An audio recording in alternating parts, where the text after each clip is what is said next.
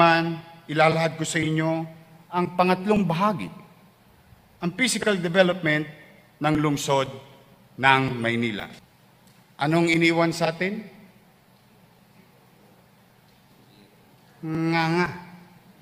Hi, sa lahat ng bumubuo at miyembro ng God First Vloggers, maraming salamat sa inyo sa patuloy niyong pagsuporta sa akin. Huwag kayong mag-alala. Ingat, God First.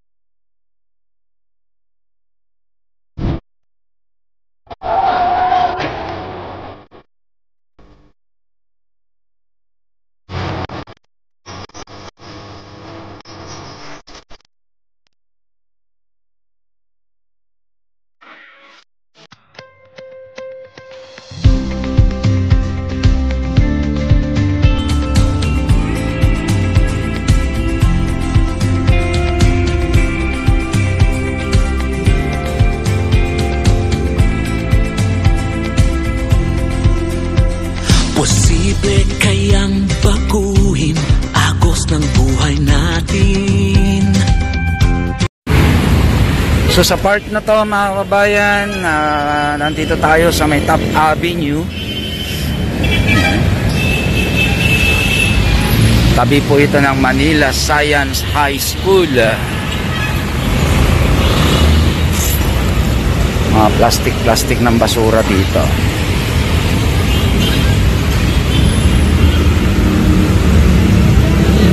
Try natin dito sa Manila Science mga kababayan. Dahil meron dito nagaganap na isang job fair. Ayan ang Manila Science mga kapatid. Ang isang pinagmamalaki nating proyekto ng isang Isko Moreno Domagoso ay nagkakaroon ng job fair, Dolly Job Fair mga kapatid. Dole Anniversary Job Fair, serbisyong mabilis at matapat sa bagong Pilipinas. December 1, 2023, Manila Science High School, Top Avenue Corner, Padre Paura L. Street, Ermita, Malate, Manila. Ayan mga bayan, hotline number nila. There you go. Grabe.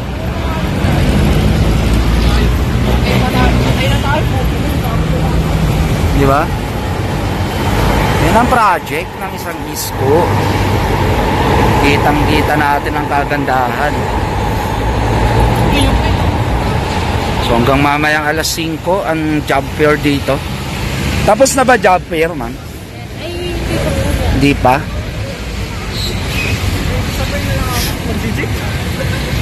So hindi tayo nakapunta dito kanina, no, mga kapatid. Job fair, job fair.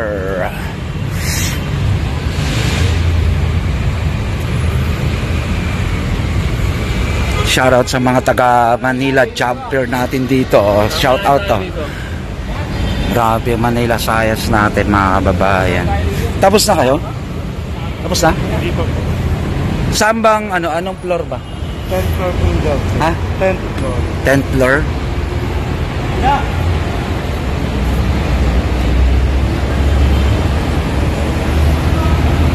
And when she's loved. Grabe ang pinagawa ng isang Yormi Isko dito na Manila Science, mga kababayan. Nakaka-proud naman. How nice. Yan, nandito rin ang mga DZWB 594 kHz. Ito yung ng job fair kanina. Ang project ni Yorme, napakaganda. CR pa lang, swabing-swabi na.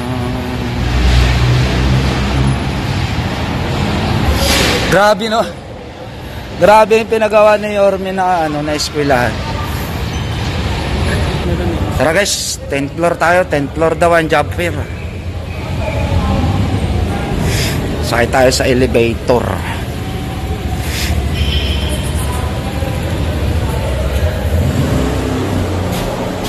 Tenth floor. Ayan, video tayo dito. So nandito tayo sa shout out ka, kuya. Hi, nasa KTV Pilipinas ikaw. Manila vlogger. Welcome to Manila Science, guys. Ilang capacity nito, kuya? 10 floor. Ilang capacity nito para sa estudyante natin? 11 po. 11. 21 person. 21? Opo. Hello. Ilan pa elevator natin? Ano po yung elevator natin dito? Di ba? 5 po. Okay. So mga kabayan, nandito na tayo sa 10th floor sa job fair. Promote natin ang job fair. Yan.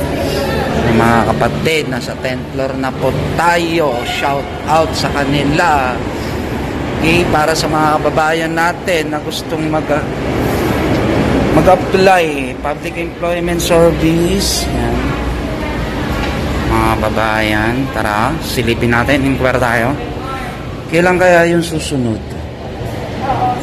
Kailan kaya yung susunod na nila?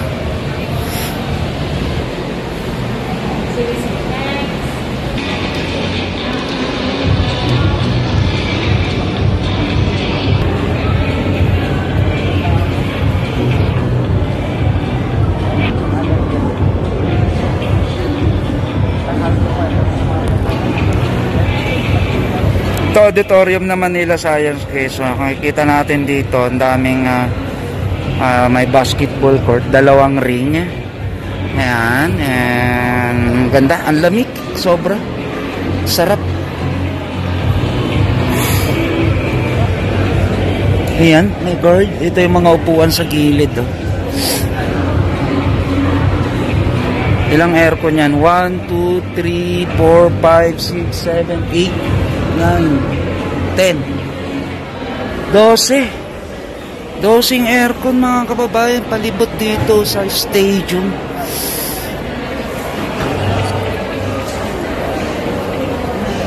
Ang ganda naman dito.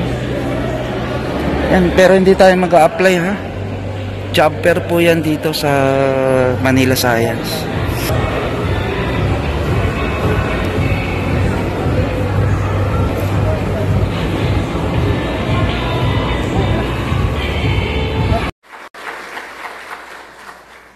I hope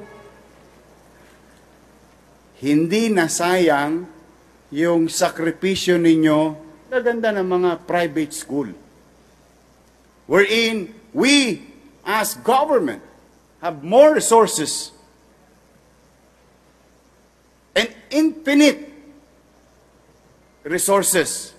When I say infinite, it will not stop. Maaring kulangin, pero magpapatuloy taon-taon na siguradong may pera ang gobyerno.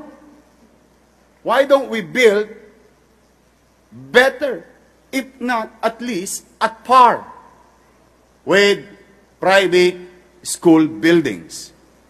And that idea came into light, and now I hope sa mga teacher ko, I hope I did not fail you.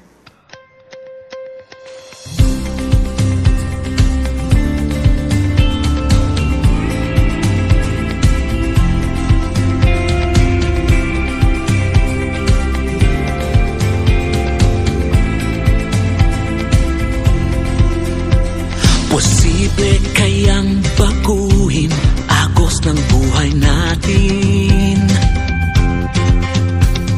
Mahirap ang mangarap